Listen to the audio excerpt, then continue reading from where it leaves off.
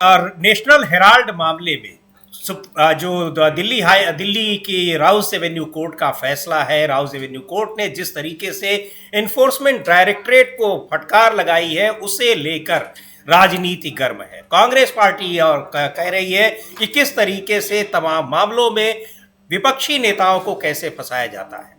उधर देश भर में मनरेगा से महात्मा गांधी का नाम हटाने को लेकर कांग्रेस प्रदर्शन कर रही है। इसके खिलाफ गुस्सा भड़का हुआ है। संसद में भी इसको लेकर विपक्षी पार्टियां सरकार को घेर रही है। लेकिन नेशनल हेराल्ड मामले में जिस तरीके से जो राउस एवेन्यू कोर्ट ने कल ही फैसला दिया है, ईडी की चार्जशीट को स्वीकार करने से मना कर दिया है और सीधे तौर पर कहा कि ये चार्जशीट किसी भी तरीके से कोर्ट में रखने लायक नहीं है। ये बिना किसी एफआईआर के कोई कानूनी प्रक्रिया पूरी नहीं की गई है और किसी की शिकायत के आधार पर ईडी चार्जशीट बनाकर ले आई है। उसको खारिज कर दिया, लेने से इनकार कर दिया। उसको लेकर अब कांग्रेस पार्टी ईडी पर भी हमलावर है और सबसे ज्यादा सरकार पर हमलावर है, क्योंकि सरकार पर आरोप लग रहे हैं कि वो इन जांच एजेंसियों पर दबाव बना रही है। आज सुबह प्रेस कॉन्फ्रेंस की कांग्रेस पार्टी के राष्ट्रीय अध्यक्ष मल्लिकार्जुन खड़गे ने और इस मुद्दे पर सरकार को उन्होंने जमकर घेरा और यह भी कहा कि विपक्षी नेताओं को किस तरीके से फंसाया जाता है। और सुनते हैं मल्लिकार्जुन खड़गे को, कहा क्या है उन्होंने। हो रहा है और सबसे ज्यादा महात्मा गांधी का नाम बदलने को लेकर योजना में कई सारी चीजें एक जैसी दिखाई पड़ रही हैं और कैसे विपक्षी दलों को जांच एजेंसियों के जरिए फंसाने की कोशिश हो रही है, उसको भी उसका एक सबसे बड़ा उदाहरण है। हालांकि इन जांच एजेंसियों को पहले भी हाई कोर्ट और सुप्रीम कोर्ट से भी फटकार लग चुकी है, लेकिन कल राउस एवेन्यू कोर्ट ने जिस तरीके से ईडी की चार्जशीट को लेने से ही मना कर दिया, एडमिट करने से ही मना कर दिया, उससे यह साफ पता चलता है कि जांच एजेंसियां किस तरह से काम कर रही हैं। उनकी कार्यशैली पर भी सवाल उठ रहे हैं और कैसे उन पर दबाव बनाया जाता है, ये बात भी प्रमाणित हो गई है। सुनते हैं मल्लिकार्जुन खड़गे को, कहा क्या उन्होंने। जो उन्होंने नेशनल हेराल्ड के नाम से केस डाला और इस उद्देश्य से ये लोग ये कर रहे हैं कि एक पॉलिटिकल वेंडेटा, एक द्वेष के दृष्टि से ये केस किया जा रहा है और उसके कारण क्या है उन्होंने बताया। अब ये पेपर आज का नहीं, 1938 में फ्रीडम फाइटर्स ने एक पेपर को एस्टेब्लिश किया कि आज़ादी दिलाने के लिए, लेकिन ये लोग आज मनी लॉन्ड्रिंग, सीबीआई ऐसे एजेंसीज को उपयोग करके हमारे कांग्रेस नेताओं को बदनाम कर रहे हैं। खासकर गांधी फैमिली को उन्होंने सताने के लिए ही ये केस डाला है, नहीं तो इसमें कुछ नहीं है और कोई एफआईआर नहीं है। कोई प्राइवेट पर्सन एफआईआर डालता है, उसके ऊपर एक कार्रवाई करते हैं और आज इस दृष्टि से कहा जाएगा कि जो चीज में कोई दम नहीं है उसमें दम भरने की कोशिश करके हर एक को हरासमेंट कर रहे हैं। हमारे बहुत से कांग्रेस पार्टी के नेता और सभी बड़े बड़े लोग जो आज उनके सिंपथाइजर नहीं है, ऐसे 50 लोगों को ऐसे ईडी का केस डालकर सता और अपना पॉलिटिकली उसको उपयोग करने के लिए कहीं उन्होंने ये ईडी और मनी लॉन्ड्रिंग का केस डाल के उन्होंने कई एमपीज को अपने तरफ लिया, कई राज्यसभा मेंबर्स को लिया, कई जगह सरकारें बनाई। ये सारी चीजें वो किए हैं और आज फैसला न्याय के सत्यमेव जयते हमारा एक ये है स्लोगन, उसके तहत आज ये आया है। तो ये जजमेंट को हम वेलकम करते हैं और न्याय सदा हमेशा की जो सत्य की हमेशा जीत होती, इसीलिए मैं इस जजमेंट का स्वागत करता हूँ।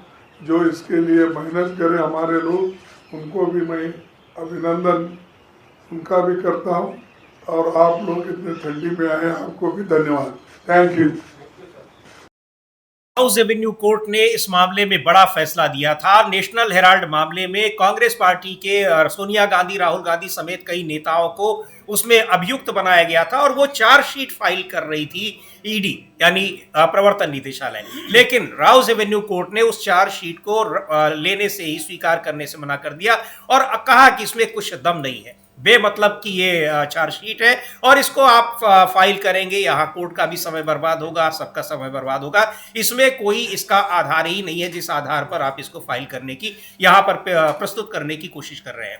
उसी बात को लेकर, चूंकि इस मामले को शुरू से ही देख रहे हैं, अभिषेक मनु सिंघवी कांग्रेस पार्टी के सांसद भी हैं और बड़े वकील हैं सुप्रीम कोर्ट के, वो शुरू से कहते रहे हैं कि इस मामले में कोई दम ही नहीं है, बिल्कुल निराधार आरोप हैं और ये आरोप पहुंचते ही कोर्ट में खारिज हो जाएंगे, पहले से ही वो कह रहे हैं। और आखिरकार कल वही हुआ जब दिल्ली की हाउस एवेन्यू कोर्ट ने चार्जशीट को लेने से ही मना कर दिया। सुनते हैं अभिषेक मनु सिंघवी क्या कह रहे हैं और किस तरह से इसकी लीगैलिटी को लेकर वो सवाल पहले से ही उठाते रहे।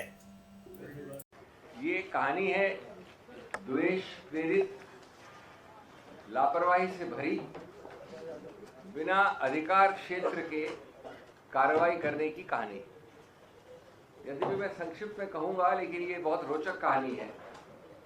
शोर बहुत था, जोर नहीं था, आरोप था, आधार एकदम नहीं था, कभी नहीं था। इस केस में सत्ता के दबाव पर संविधान का अंतिम प्रभाव पड़ा है कल के निर्णय में। जहां इल्जाम हवा में थे, कानून जो है जमीन पर था। और मैं आपको प्रमाणित करूंगा कैसे द्वेष से भरा है। याद रहे 2021 में ईडी ने 2021 और 2025 के बीच में राहुल गांधी जी को लगभग 50 घंटे बुला के तहकीकात की, इंटेरोगेट किया। 50 घंटे कितने होते हैं? शायद 55 थे या 52 थे, मुझे एग्जैक्ट याद नहीं है। खरगे साहब को 5-6 घंटे, सोनिया जी को 7-8 घंटे, अलग अलग तिथियों पे।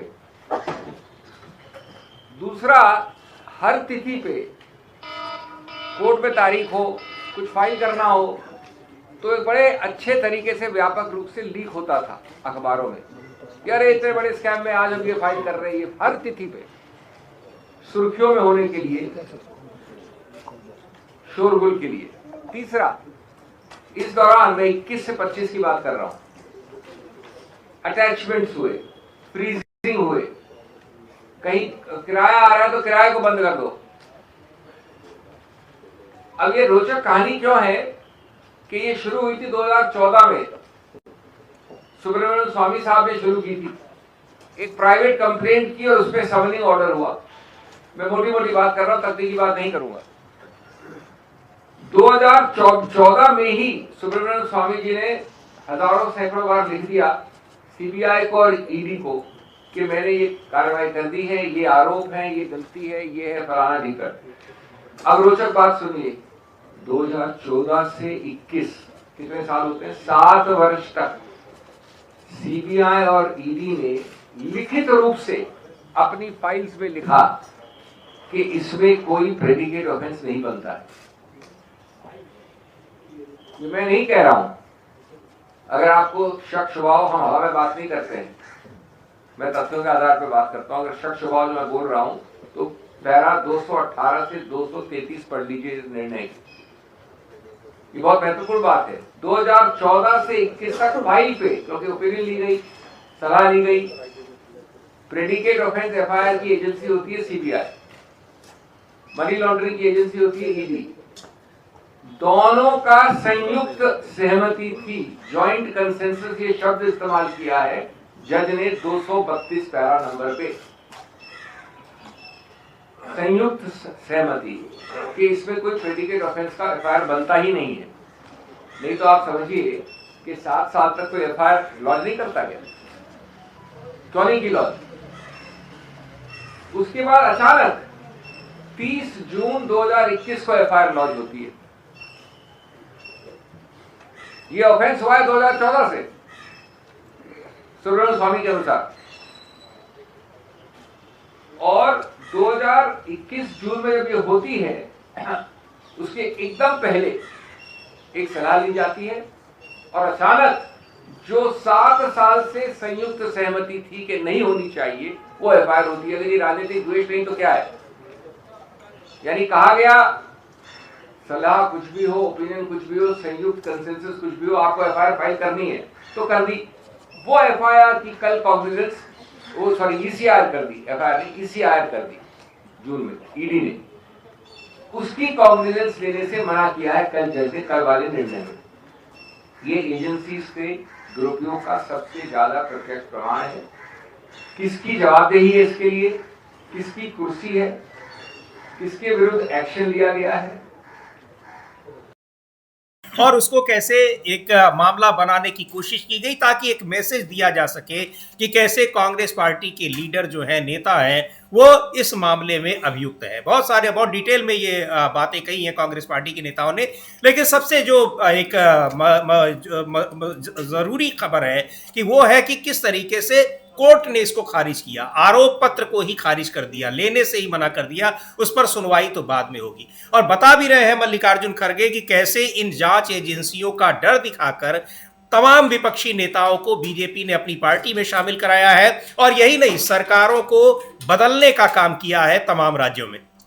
बिल्कुल समीर जी, और ये साफ तौर पर आरोप लगाया मल्लिकार्जुन खड़गे ने और अभिषेक मनु सिंघवी ने भी, और पूरा मसला सामने रखा कि किस तरीके से मोदी और शाह जो हैं वो इसको कर रहे हैं। कल तो पवन खेड़ा ने इस पर प्रेस कॉन्फ्रेंस की थी और उन्होंने गैंग्स ऑफ गांधीनगर जो था वो कहा था इनको, मोदी और शाह के लिए, और साफ तौर पर कहा था कि भारतीय जनता पार्टी भी नहीं, सरकार भी नहीं, ये दो ही लोग हैं यही सब करते हैं।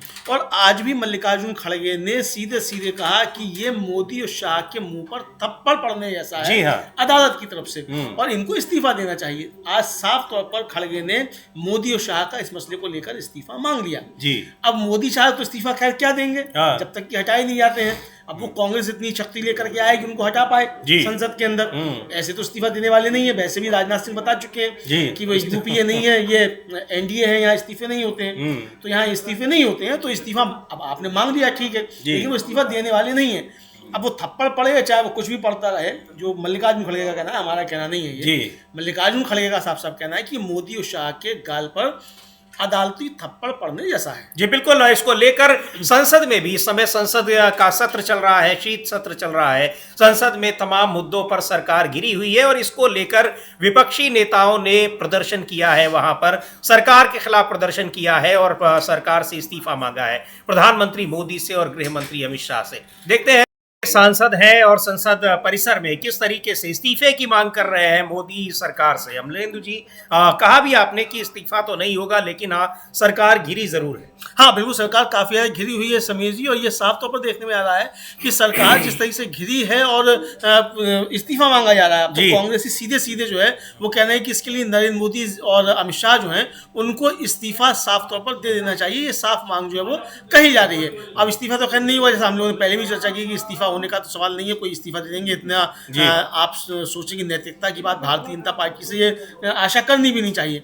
लेकिन हाँ, ये बेनकाब जरूर हो गया कि किस तरीके से एजेंसियों का दुरुपयोग करके फर्जी मुकदमे कायम कराए जाते हैं, और उन फर्जी मुकदमों के पीछे कोई आधार भी नहीं होता। एफआईआर भी आपने दर्ज नहीं की और आप पहुंच गए अदालत में, आपने पूछताछ भी कर ली, 55 घंटे आपने पूछताछ जो है राहुल गांधी से कर ली, 7-8 घंटे आपने पूछताछ सोनिया गांधी से कर ली, 5-6 घंटे आपने मल्लिकार्जुन खड़गे से कर ली। और मल्लिकार्जुन खड़गे तो राज्यसभा में बोल रहे थे, वहां से उनको नोटिस आया कि आइए, तो तुरंत राज्यसभा छोड़ के गए। और जगदीप धनखड़ उस समय थे, उनसे कहा उन्होंने कि भाई देखिए हमारे लिए तो नोटिस आ गया, मुझे जाना है वहाँ।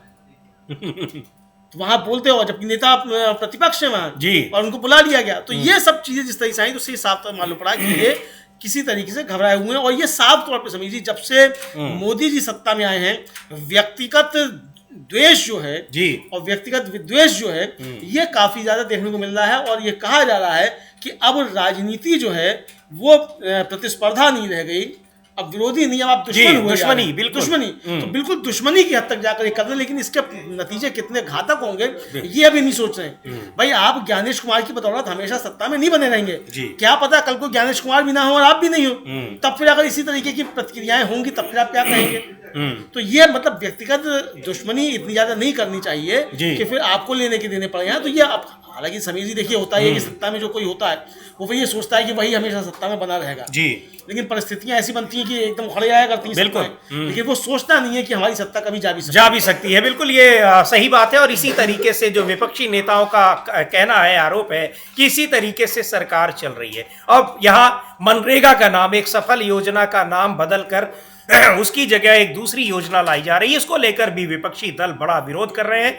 न केवल विपक्षी दल बल्कि एनडीए के घटक दलों में भी जबरदस्त विरोध हो रहा है। क्यों हो रहा है वो भी हम जानेंगे, लेकिन एक बार रुक करते हैं लोकसभा में क्या कुछ चल रहा है। विधेयक है उन पर चर्चा हो रही है और सबसे महत्वपूर्ण विधेयक जो कल इंट्रोड्यूस किया गया है, मनरेगा में महात्मा गांधी का नाम बदलकर एक नए रोजगार विधेयक को लाने की, रोजगार गारंटी विधेयक को लाने की कोशिश हो रही है।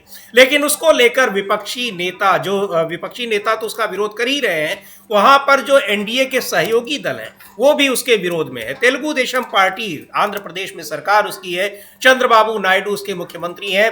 वहां के वित्त मंत्री ने इसको लेकर विरोध किया है और कहा है कि अभी हम लोग इसको स्टडी कर रहे हैं, उसके बाद पता लगेगा कि ये क्या है, क्योंकि उसमें राज्यों के ऊपर बहुत ज्यादा बोझ बढ़ाया जा रहा है।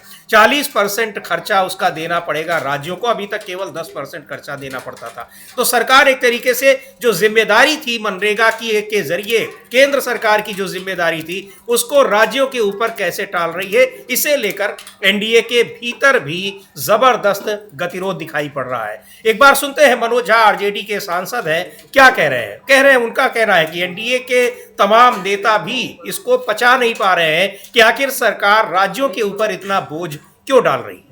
गांधी का नाम हटाकर आप उसको जी राम जी, वही कह रहे हैं कि केवल तुक भिड़ाने के लिए आप ले आए, लेकिन इसके पीछे एक बहुत बड़ा खेल भी है, कैसे केंद्र सरकार राज्यों के ऊपर बोझ बढ़ा रही है। और इसी को लेकर तमाम बीजेपी के नेताओं में भी, बहुत जगहों पर बीजेपी की सरकार है, कर्जे में चल रही हैं तमाम सरकारें, उनके ऊपर बहुत बड़ा आर्थिक बोझ बढ़ेगा इस योजना के चलते। अब तेलुगु देशम पार्टी के वित्त मंत्री वहां पर आंध्र प्रदेश के हैं, वो तो इसको अभी एक थोड़ा सा मुखर होकर के कह भी रहे हैं। बीजेपी के नेता उसको खुले तौर पर नहीं कह सकते हैं, लेकिन नाराजगी तो है।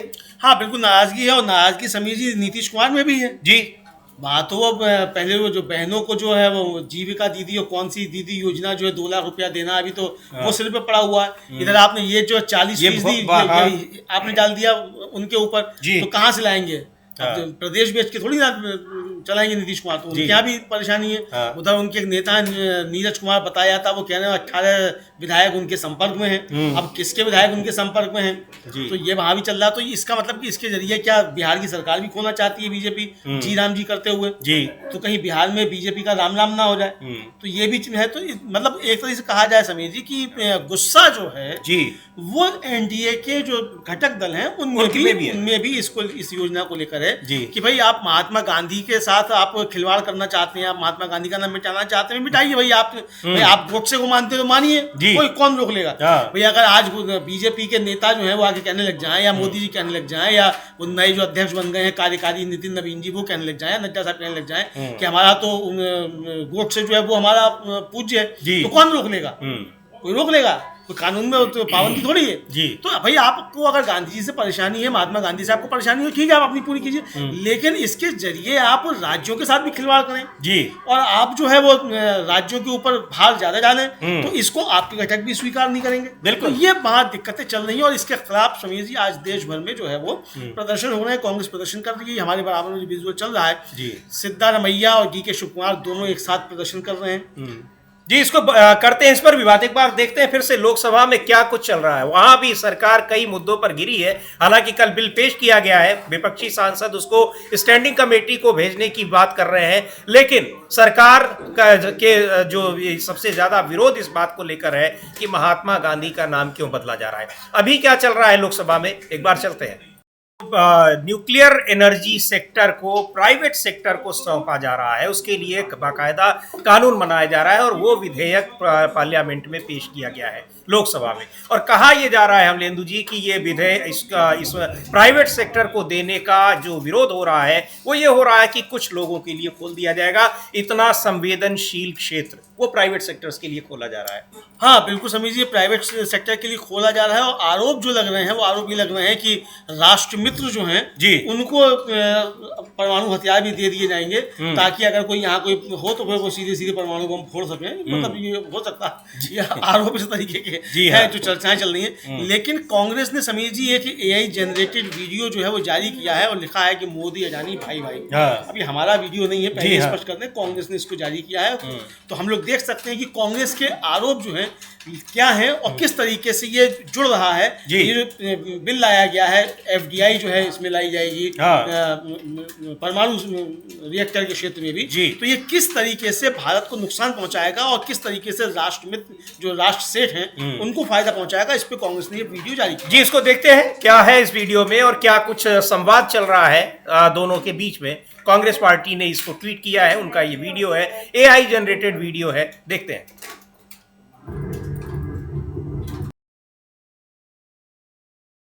उन फिल्मों का सीन दिखाई पड़ रहा है कि जिस तरीके से वहाँ संवाद होते हैं और कांग्रेस पार्टी ने ये अपना बनाया है AI से और कैसे। लेकिन एक बात तो है कि किस तरीके से प्राइवेट सेक्टर के लिए हर चीज़ खोली जा रही है और उसका सबसे ज़्यादा फायदा किसको मिल रहा है, ये बात किसी से छिपी नहीं है। और न्यूक्लियर पावर सेक्टर ऐसा है जो बहुत संवेदनशील क्षेत्र है, इसको अगर प्राइवेट सेक्टर के लिए खोला गया और प्राइवेट सेक्टर में कुछ लोगों को दिया गया तो इसके जो देश को नुकसान होगा और बहुत सारे नुकसान है, केवल ऐसा नहीं कि आर्थिक नुकसान है वो देश के लिए। समीर जी आपको याद होगा कि पाकिस्तान के एक परमाणु वैज्ञानिक हुआ करते थे अब्दुल कादिर खान, और उनको सजा भी हुई है, गिरफ्तार भी हुए, और किस लिए हुए कि वो टेक्नोलॉजी थे वो ट्रांसफर कर रहे थे और दूसरे देशों की मदद कर रहे थे। अब वहां तो समीर जी सरकार के कब्जे में था, तब हो रहा था इस तरह की चीजें। यहाँ तो आप सीधे सीधे दिए दे रहे हैं प्राइवेट को, जिसको चाहे उसको बेचे। जब कहेगा जब मैंने पैसा लगाया है और मैं कर रहा हूँ मैं किसी को भी बेचूं जी, तो यानी आप ये समीर जी प्राइवेट क्षेत्र को जाना ये सिर्फ भारत के लिए नहीं, ये पूरी दुनिया के लिए चिंता का विषय हो जाएगा जी। अभी समझ में नहीं आ रहा है इसके कितने खतरे होंगे और किस तरीके से सैंक्शंस जो है फिर दुनिया भर में लगने लग जाएंगे। ट्रंप वैसे ही रोज आपको जो है गालियां दे रहा है, ट्रंप रोज कह रहा है कि मैंने जो है ऑपरेशन सिंदूर रुकवा दिया, इस तरह की बातें कर रहा है। तो इसके बाद किस तरीके की प्रक्रियाएं पूरी दुनिया भर की होंगी, मतलब बिना सोचे समझे ये करती क्या है सरकार समीर जी। कितने खतरे हैं इस तरीके के आप प्राइवेट क्षेत्र के लिए खोल रहे हैं और FDI आप खोल रहे हैं इस क्षेत्र में। यानी जो लोग अमेरिका में नहीं कर पाए वो यहाँ करेंगे, जो पाकिस्तान में नहीं कर पाए वो यहाँ करेंगे। तो ये बड़ा खतरा जो है समीर जी ये सामने दिखाई पड़ रहा है। जी बिल्कुल, इसीलिए इसको इस बिल का विरोध हो रहा है और विरोध अब उसको देखते हैं बहस के दौरान क्या बातें सामने आती हैं, क्योंकि जब बिल पेश किया गया है उस पर चर्चा होगी। और कहा भी संसदीय कार्य मंत्री ने कि देर रात तक चर्चा कराई जाएगी। ओम बिरला साहब भी कह रहे हैं, स्पीकर साहब की देर रात तक चर्चा कराई जाएगी ताकि लोगों को पता लगे कि हम लोग कितना काम करते हैं। काम भले कुछ ना हो लेकिन हम देर रात तक अगर यहाँ पर काम होगा, यानी ये सारी चीजें जो है वो दिखाने के लिए हो रही हैं। अब जो भी इसकी मीनिंग निकले, लेकिन बहुत सारे मुद्दों पर सरकार बुरी तरीके से घिरी हुई है। मनरेगा से आखिर सवाल पूछा जा रहा है कि क्यों महात्मा गांधी का नाम हटाने की जरूरत उसको क्यों पड़ी, और इसको लेकर कांग्रेस पार्टी आज देश भर में प्रदर्शन कर रही है। कर्नाटक में वहां पर बेलगावी में किस तरह से ये प्रदर्शन हो रहा है आप देख सकते हैं। नारे लग रहे हैं, इसमें सरकार के खिलाफ कुछ कह भी रहे हैं deputy CM DK Shivakumar. मुख्यमंत्री कर्नाटक के सिद्धारमैया भी इस धरने में बैठे हुए हैं। एक बार देखते हैं क्या कुछ हो रहा है। और DK शिव कुमार और सिद्धारमैया, बहुत सारे वहां पर विधायक और मंत्री, कांग्रेस पार्टी के तमाम नेता इस धरने में बैठे हुए हैं। विरोध प्रदर्शन जगह जगह हो रहा है। महात्मा गांधी के नाम से इतनी दिक्कत क्या है? शिवसेना की सांसद है प्रियंका चतुर्वेदी, उन्होंने भी ऐतराज जताया है कि आखिर क्यों ये किया जा रहा है। एक सफल योजना उसको खत्म करके, उसको बदल करके केवल उसका एक ही उद्देश्य है। और अमलेदु जी, जब पहले तो केवल नाम बदला गया, लेकिन जब विरोध हुआ उसका कि पूज्य बापू नाम कर दिया गया, तो अब उस योजना में ही बदलाव किया जा रहा है और फिर उसको पूरी तरीके से उसको रिप्लेस किया जा रहा है। लेकिन सवाल उठता है कि इस योजना का में बदलाव क्यों किया जा रहा है। केंद्र सरकार ने, संसद ने कानून बनाकर जब इसकी जिम्मेदारी केंद्र सरकार को दी थी, वो राज्यों पर थोपने की कोशिश क्यों की जा रही है? सुनते हैं प्रियंका चतुर्वेदी को। कर रही है और जिम्मेदारी थोप रही है, जो जिम्मेदारी केंद्र सरकार की है। पिछली सरकार ने उस जिम्मेदारी को खुद लिया था, लेकिन ये सरकार उसको निभा नहीं पा रही है और राज्यों पर थोपने की कोशिश कर रही है। लेकिन विरोध इसका जबरदस्त तरीके से एनडीए के भीतर भी हो रहा है और बीजेपी में भी हो रहा है, क्योंकि बहुत सारी जगहों पर राज्यों में बीजेपी शासित सरकारें हैं। पर सबसे जो बड़ी आपत्ति है विपक्ष की, वो ये है कि आखिर महात्मा गांधी का नाम क्यों बदला जा रहा है। हाँ बिल्कुल समझ लीजिए, विपक्ष की सबसे बड़ी आपत्ति है कि एक तो महात्मा गांधी का नाम बदला जा रहा है, दूसरी आप योजना का को तबाह कर रहे हैं जी। दोनों चीजें हैं। मतलब महात्मा गांधी से आप दुश्मनी निभा रहे हैं, ठीक है आप निभाइए, आपकी वैचारिक दुश्मनी है जी, तो आप अच्छे तरीके से निभाइए। महात्मा गांधी से कोई दिक्कत नहीं है, आप गोडसे को पूछिए, किसी को कोई आपत्ति नहीं है। लेकिन जो कीजिए वो मन की बात जो है जुआ पे ले आइए। अब तो खैर मन की बातें भी जुआ पे आ रही है समीर जी। अभी तक तो जो था वो ये होता था कि वो नाथूराम गोडसे था, दिल्ली में होता था, तो तमाम लोगों के जुबान पर भी आने लगा है। बहरहाल वो अपना मसला है कि किसकी क्या विचारधारा, उस पर कोई कुछ नहीं, आपकी कोई भी विचारधारा हो।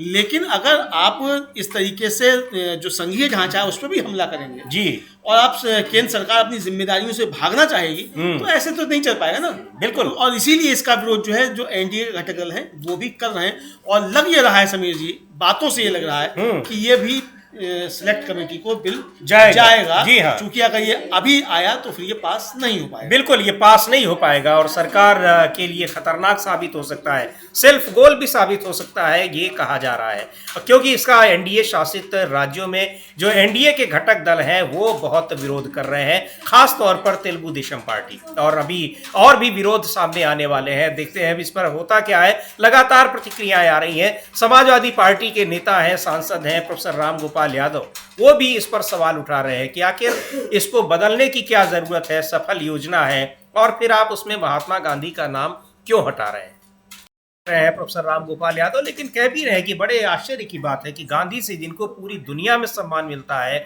भारत में ही एक खास विचारधारा के लोग क्यों गांधी से इतनी नफरत करते हैं। इसको लेकर सवाल उठ रहा है, लेकिन बुरी तरह से सरकार घिरी हुई है। अब चाहे तमाम मुद्दों से ध्यान हटाने के लिए इस विधेयक को लाई हो, चाहे जो भी उसके पीछे कारण हो, गांधी जी का नाम खत्म करना चाहती हो, तब जिस तरीके से सरदार पटेल का नाम बदलकर वहां स्टेडियम का नाम नरेंद्र मोदी के नाम पर कर दिया गया अहमदाबाद में, उसी तरीके से अब इस योजना से गांधी का नाम, महात्मा गांधी का नाम हटाने की कोशिश कर रही है। लेकिन जो भी वजह हो, सरकार घिरी बहुत है बुरी तरीके से। और सबसे महत्वपूर्ण बात यह है कि सरकार को घेर रहे हैं अपनी पार्टी के लोग भी, और एनडीए के घटक दल तो घेर ही रहे हैं। हाँ बिल्कुल, एनडीए के घटक दल तो घेर ही रहे हैं और पार्टी के अंदर भी जो है, बीजेपी के अंदर भी जी, इसको लेकर सवाल उठ रहे हैं। भले ही वहाँ महात्मा गांधी के नाम को लेकर ना उठ रहे हो, लेकिन जो योजना जिस तरह से लाई जा रही है उसको लेकर तो उठ ही रहे हैं। जी, अब ये मनोज झा अमलेदू जी बाकायदा कह रहे हैं, चूंकि सांसद है, आसपास जो ऑफ द रिकॉर्ड लोगों के बीच में आपसी बातचीत होती होगी, तो निश्चित तौर पर इस तरह की बातें आई होगी, तभी वो कह रहे हैं। बिल्कुल आई होंगी तभी कह रहे हैं। और समीर जी, अगर मान लीजिए नहीं भी आई है बातें, तो भी ये एक सामान्य समझ तो है ना जी कि भाई अधिकांश राज्यों में आप ही की सरकारें हैं, हाँ। और आपने डाल दिया कि आप वही जब डालेंगे। अब वो लाड़की बहना योजना जो है, अब उसका पैसा कहाँ से आएगा और ये पैसा कहाँ से आएगा, तो ये सवाल उठेंगे। जीएसटी का पैसा आप देते नहीं है। हाँ। दूसरे जो राज्य हैं जो जहाँ बीजेपी की सरकारें नहीं है, वो तो तब भी लड़ झगड़ कर सब सेस से आप कर लीजिए और किस तरह से कुछ इंतजाम कर भी लेते हैं। लेकिन जो बीजेपी शासित राज्य है वो तो मुंह भी नहीं खोल पाते, मोदी जी से मिलने भी नहीं आ सकते कि साहब हमारा पैसा दे दो जी। तो आप उनका जीएसटी का पैसा भी नहीं देंगे, आप उनके हिस्सा भी नहीं देंगे, और ये बोझ भी आप उनके ऊपर डाल देंगे। तो ये किस लिए कर रहे हैं? इसलिए कि आप जो विदेश यात्रा करते हैं, घूमते रहे, मौज करते रहे। तो भाई अपना विदेश यात्राएं कम करो, इस पे मौज कम करो, थोड़ा लिमिट में रहो, और देश का पैसा देश पे खर्च होने दो। तो वो ना करके आप राज्यों पर उसको डालना चाहते हैं, तो इसलिए इसका विरोध निश्चित तौर पे अंदर भी हो रहा है। जी बिल्कुल, क्योंकि राज्यों पर, यहाँ इस योजना में राज्यों पर 40% का बोझ डाला जा रहा है कि जो खर्च आएगा। जब योजना मूल रूप से बनी थी तब इसमें 90% का जो खर्च था वो केंद्र सरकार करती थी मनरेगा में, लेकिन अब राज्यों को कहा जा रहा है कि केंद्र सरकार केवल 60% खर्च करेगी, 40% राज्यों को करना होगा। तो इसको लेकर तमाम जो एनडीए के सहयोगी दल हैं और बीजेपी के भीतर भी विरोध हो रहा है कि महात्मा गांधी का नाम हटाने के लिए क्या पार्टी के भीतर भी इस तरीके से आवाज उठने लगेगी, इसका शायद अंदाजा नहीं रहा होगा, लेकिन विरोध इसका हो रहा है। यहाँ पर विपक्षी दलों को इस बात की हैरानी है कि महात्मा गांधी का नाम क्यों हटाया जा रहा है, और दूसरे सरकार सत्ता पक्ष के भीतर है कि आखिर राज्यों के ऊपर इतना आर्थिक बोझ क्यों दिया जा रहा है, राज्यों की अपनी जो उनकी वेलफेयर स्कीम्स है फिर वो कैसे चल पाएंगी अगर केंद्र सरकार की योजना में ही उनको इतना पैसा खर्च करना पड़ जाएगा। एक बार सुनते हैं रेणुका चौधरी, कांग्रेस की नेता है, पूर्व केंद्रीय मंत्री हैं, वो क्या कह रही हैं। तमाम से सांसद हैं और केंद्रीय मंत्री रह चुकी हैं, बहुत तल्ख शब्दों में सरकार की आलोचना कर रही है, कह रही शर्म आनी चाहिए अमलेदु जी जिस तरीके से। और यही बात प्रोफेसर राम गोपाल यादव ने कहा हैरानी होती है कि जिस महात्मा गांधी को पूरी दुनिया में सम्मान मिलता है उन महात्मा गांधी से इनको इतनी परेशानी क्यों होती। हाँ बिल्कुल, इनको इतनी महात्मा गांधी से परेशानी क्यों होती है, वो इसीलिए होती है परेशानी महात्मा गांधी से, चूंकि जो कांग्रेस का आरोप है साफ तौर पर कि ये तो ये अंग्रेजों के साथ मिले हुए थे, तो इसलिए इनको महात्मा गांधी से परेशानी होती है।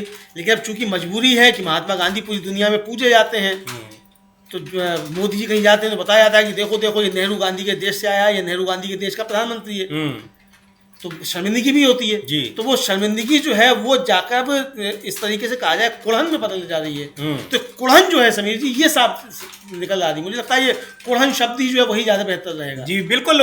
जो एक क्यों इनको परेशानी है इस तरह से, ये इस बार एक बार ये जो बेलगावी के विजुअल्स हैं वहां पर कर्नाटक में प्रदर्शन हो रहा है, बड़ा प्रदर्शन महात्मा गांधी के नाम को मनरेगा से क्यों हटाया जा रहा है, उनके नाम पर जो योजना चलाई गई है एक रोजगार गारंटी योजना, जिस रोजगार गारंटी योजना की चर्चा जब वो लाया गया था पूरी दुनिया में हुई थी, एकमात्र देश भारत था जिसने काम को रोजगार जो काम करने के अधिकार को एक मौलिक अधिकार माना था, लेकिन उस योजना को कैसे बदला जा रहा है एक बार देखते हैं। और गांधी प्रतिमा के नीचे इसमें कर्नाटक के मुख्यमंत्री, उप मुख्यमंत्री, तमाम मंत्री और विधायक इस प्रदर्शन में शामिल हो रहे हैं, देखते हैं क्या कुछ वहां पर हो रहा है। गांधी प्रतिमा है अमलेंदु जी, मेरा जीवन ही मेरा संदेश, उनका जो वाक्य है, उनका एक स्टेटमेंट है गांधी जी का, वो वहां पर लिखा हुआ है और वहां उनके नाम से अब इस तरह की गांधी प्रतिमा पूरी दुनिया में अलग अलग देशों में सब जगहों पर उनके नाम पर सड़कें हैं, ये उनके सम्मान को दिखाता है। गांधी किसी पद पर नहीं रहे भारत।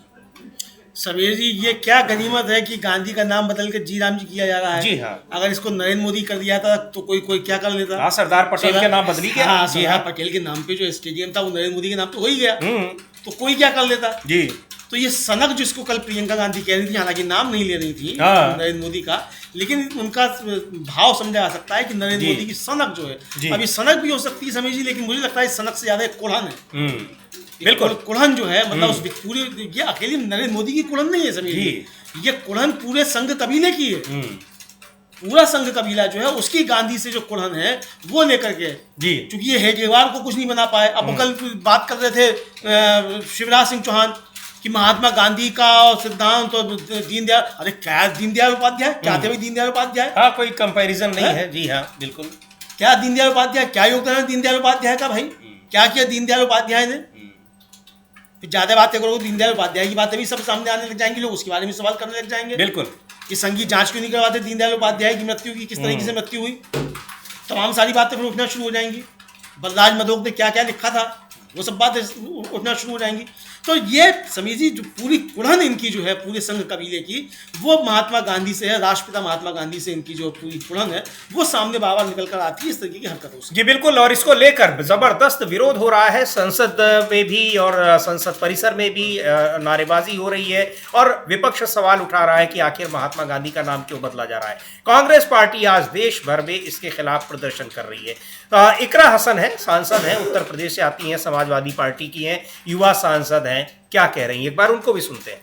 नाम को उस योजना से हटाया जा रहा है, वहाँ एक तो ये है कि महात्मा गांधी के नाम को हटाया जा रहा है उस योजना से, और दूसरा ये है कि केंद्र सरकार कैसे अपनी जिम्मेदारी राज्यों पर थोपने की कोशिश कर रही है, इसको लेकर भी विरोध है। और इस विरोध में एनडीए के घटक दल भी शामिल है। हालांकि अब एनडीए के घटक दलों को इस बात पर आपत्ति क्यों नहीं है अमलेंदु जी, चाहे नीतीश कुमार हो या चंद्रबाबू नायडू हो, कि महात्मा गांधी का नाम सरकार हटा रही है, तो वो इसका विरोध क्यों नहीं कर रहे हैं? क्योंकि अभी तक किसी का ऐसा बयान नहीं आया। हाँ बिल्कुल, ऐसा बयान नहीं आया। ये तो आ रही है बात कि साहब वो इस योजना का स्वरूप बदला जा रहा है उसको लेकर आपत्ति है, लेकिन महात्मा गांधी का नाम हटाया जा रहा है इस पर आपत्ति ना तो चंद्रबाबू नायडू को है ना नीतीश कुमार को है। जबकि नीतीश कुमार तो जो है वो उन लोहिया का चेला अपने को बताते हैं जिन लोहिया ने खुद को कुजात गांधीवादी कहा। जी हाँ, तो ये सो कॉल्ड समाजवादी जो, हालांकि अब कोई समाजवादी नहीं है, ये सब तो शब्दों का इस्तेमाल करना नहीं चाहिए, असंसदीय शब्द हो जाएंगे, सब क्या है पूरी दुनिया जानती है, लेकिन फिर भी नाम तो आप बोले हुए हैं ना समाजवाद का, कि आप समाजवादी हैं। तो ये आप समाजवादी जो, आपको आपत्ति क्यों नहीं हो रही है? भाई नीतीश कुमार और चंद्रबाबू नायडू अगर आज कहते हैं कि नहीं ये नाम नहीं बदला जाएगा, तो मोदी जी की हिम्मत है कर पाए? क्या बीजेपी के 240 सांसद इसको पास करा देंगे? तो समीर जी वही बात की, जब वक्फ बिल पास हुआ तो बिना नीतीश कुमार और बिना चंद्रबाबू नायडू के पास नहीं हुआ। तो अगर इस देश में गोडसे का राज आ रहा है तो बिना नीतीश कुमार और बिना चंद्रबाबू नायडू के नहीं आएगा, ये भी है। जी बिल्कुल, इसको इसीलिए इसका विरोध हो रहा है कि भाई ये महात्मा गांधी के नाम से इतनी दिक्कत क्यों है, कि उनके नाम से जो पूरा पिछली सरकार की योजनाएं थी, और इस तरीके से तो फिर एक ऐसी नज़ीर पेश की जा रही है कि आने वाले दिनों में ये दूसरी सरकारें भी आएंगी, फिर वो भी ऐसा करेंगी, क्योंकि अभी तक सरकारें बदलती रही हैं लेकिन एक दूसरे की जो शुरू की गई योजनाएं थी कम से कम उनके नाम तो नहीं बदले गए, लेकिन यहाँ पर वही हो रहा है। तमाम जो पिछली योजनाएं यूपीए सरकार की थी, उसके पहले की योजनाएं, उनको बदला गया, और केवल नाम बदला गया, ऐसा नहीं कि उसमें कुछ बदलाव किया गया। पर इस योजना में तो अब केंद्र सरकार की जिम्मेदारी भी राज्यों पर थोप दी जा रही है, ये भी एक बड़ा कारण है, उसका विरोध का कारण है। और इसको लेकर एनके प्रेमचंद्रन है, आरएसपी के सांसद हैं, उनको भी सुनते हैं क्या कह रहे हैं। का नाम बदलना नहीं बल्कि उसमें और भी कहे, जो इसका फॉर्मेट है वो भी किस तरीके से आपत्तिजनक है, कहा जहां पूरी जिम्मेदारी वो केंद्र सरकार की होती थी अब वो राज्यों पर थोपी जा रही है। और इसके अलावा भी कई सारे ऐसे पॉइंट्स हैं, अब उस पर बहस होती है, लेकिन विपक्षी सांसदों की यही मांग है कि इस विधेयक को पेश तो किया गया है लेकिन इसे स्टैंडिंग कमेटी में भेजा जाना चाहिए। हाँ बिल्कुल, स्टैंडिंग कमेटी में भेजा जाना चाहिए, ये विपक्ष लगातार मांग कर रहा है। और जो बात कर रहे थे किरण रिजिजू लोकसभा में, उससे आभास भी लग रहा है कि ये जाएगा तो है ही, क्योंकि यहाँ पास भी नहीं हो सकता। हाँ, पास हो भी नहीं पाएगा। जिस स्वरूप में आया है और जिस तरीके से महात्मा गांधी का नाम हटाने की बात की गई, ये पास नहीं हो पाएगा, ये साफ तौर पर दिखाई पड़ रहा है। और अगर पास कराने की कोशिश की जाएगी तो संघर्ष सदन के अंदर काफी ज्यादा देखने को मिलेगा, ये एक तरीके से समझ में आ रहा है। अफजाल अंसारी है, समाजवादी पार्टी के सांसद है गाजीपुर से, उन्होंने भी इसको लेकर सख्त आपत्ति अपनी जताई है कि महात्मा गांधी के नाम पर बनी योजना का नाम बदला जा रहा है और योजना का स्वरूप भी बदला जा रहा है। जी बिल्कुल, सुन लेते हैं अफजाल अंसारी को क्या कह रहे हैं।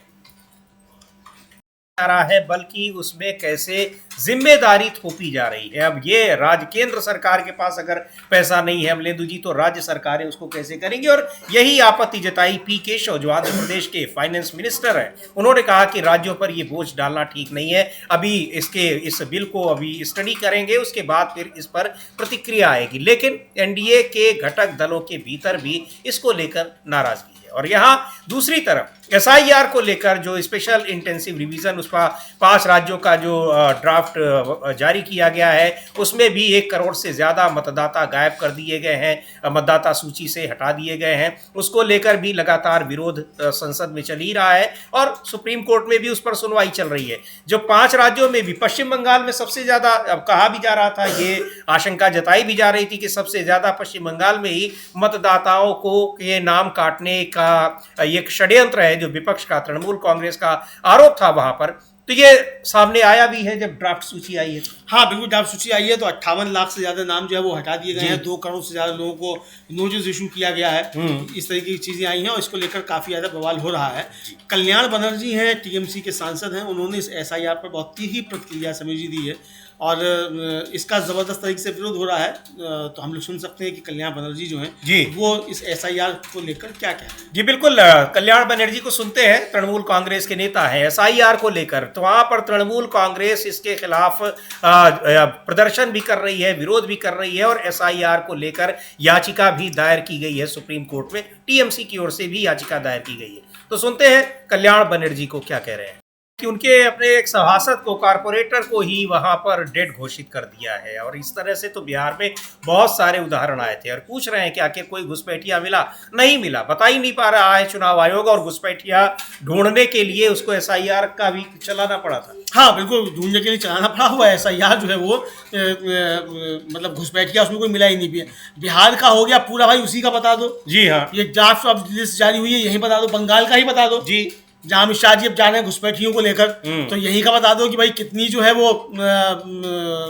घुसपैठिए मिल गए, ये बता दीजिए। तो ये आप घुसपैठिए नहीं बताएंगे तो ये साफ तौर पे समीर जी देखा जा रहा है। तो ये अब इस तरीके से मतलब गिरी हुई सरकार दिख रही है जी, बुरी तरीके से इस बिल को लेकर भी और एसआईआर को लेकर भी।